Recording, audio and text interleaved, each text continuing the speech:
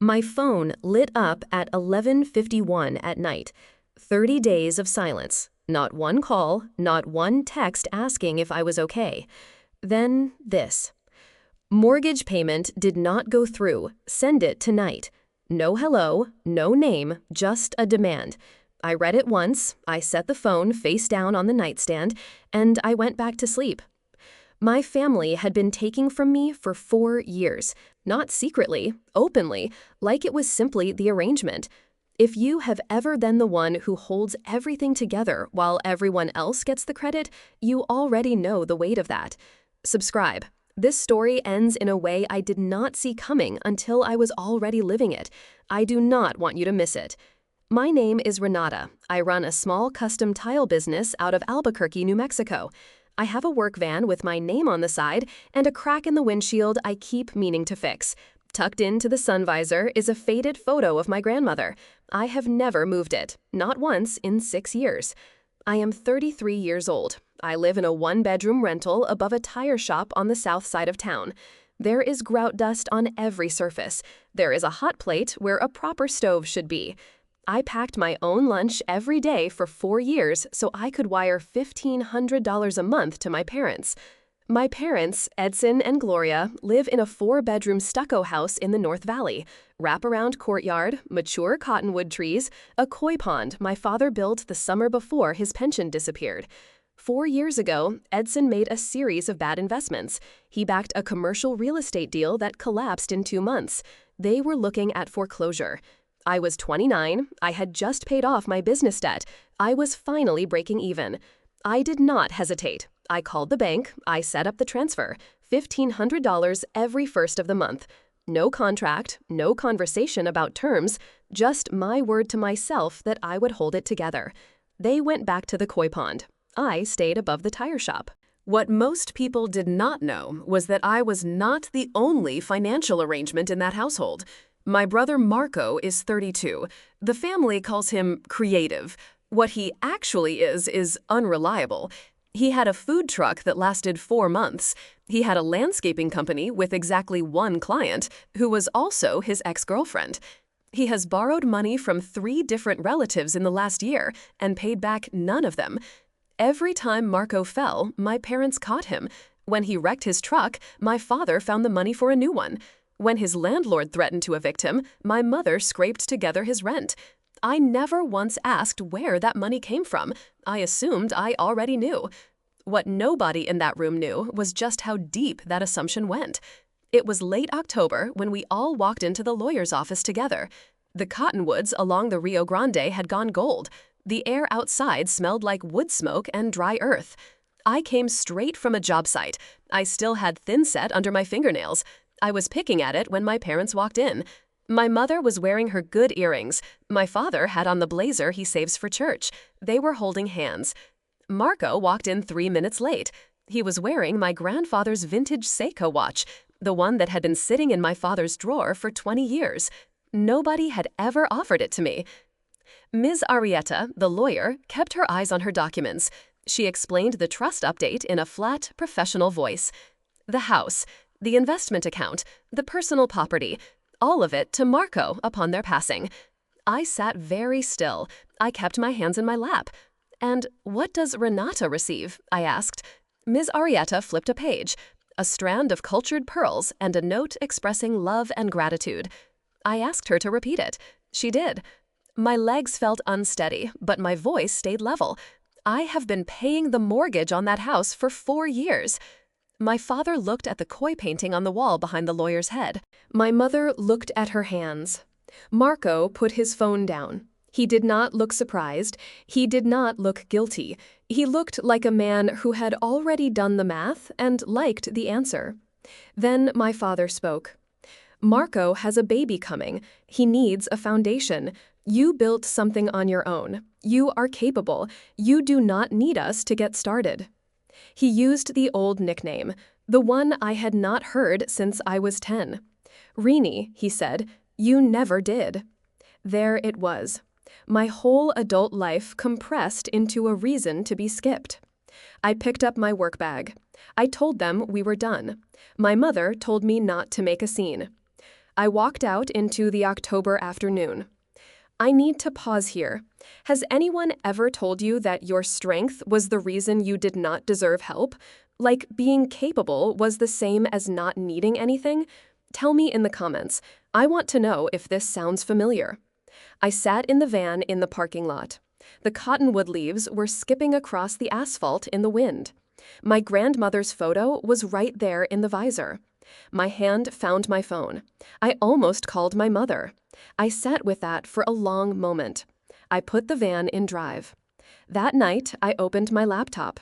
I found the scheduled transfer, $1,500, 3 days away. I moved the cursor. I selected Cancel Series. A confirmation box asked if I was sure. I clicked Yes. The line vanished from the screen. I closed the laptop. I sat in the dark. And for the first time in 4 years, the wait was not there. I told my friend Yolanda what happened the next morning over coffee. She listened. Then she said, "Maybe my parents just did not think it all the way through." I stared into my cup. Yolanda asked if it might rain later. We talked about the weather for 10 minutes. Neither of us brought it up again. I went back to work. I was laying tile in a new restaurant kitchen in the East Mountains. I drove home each evening. I counted the days. Day 5, day 12, day 22. No call, no check-in. Not one message asking if I was doing okay. Just quiet, clean, telling quiet. I was not a daughter in their household. I was a deposit, and deposits do not require follow-up. On the 30th night, I opened my laptop again. I navigated to the county assessor's public records. I typed in the address of the North Valley house. I scrolled through the history, and I stopped. 14 months ago, a deed of trust, $450,000, a cash-out refinance on a house worth roughly $480,000. Right around the time Marco's landscaping company folded, right around the time he stopped asking me for small loans. The math came together slowly and then all at once. They had stripped nearly every dollar of equity from that house, not to survive, to erase Marco's debts before the will was ever signed. The house he was inheriting was not an asset, it was a hole. I printed the document, I added it to a folder with 4 years of transfer receipts. I wrote the total at the top in black marker, $52,800. They had no idea what was coming. The knock on my door came Saturday morning. It was not polite. I finished my coffee. I walked over in my slippers. I looked through the peephole. Gloria was pale. Marco was pacing the small landing. He was still wearing the Seiko. I opened the door on the security chain. 3 inches. That was the entire offer. My mother said the bank had sent a notice. The loan could accelerate. She needed to come inside. I reached to the entryway table. I slid 2 sheets of paper through the gap. The first page is every dollar I sent you, $52,800. The second page is the county record. I looked at Marco directly. I know about the refinance. I know the equity is gone. I know where that money went. The expression on Marco's face changed. Whatever had been sitting there before was gone now. Gloria's hands were shaking when she took the papers. "You did not give him a house," I said. "You gave him a debt. I am done paying the carrying cost on his mistakes." Marco's voice cracked. He said his son would have nowhere to go. He said I was burning down the future. I looked at the Seiko on his wrist. "Sell the watch," I said. "It should cover a few months while you figure it out." I closed the door. I slid the deadbolt.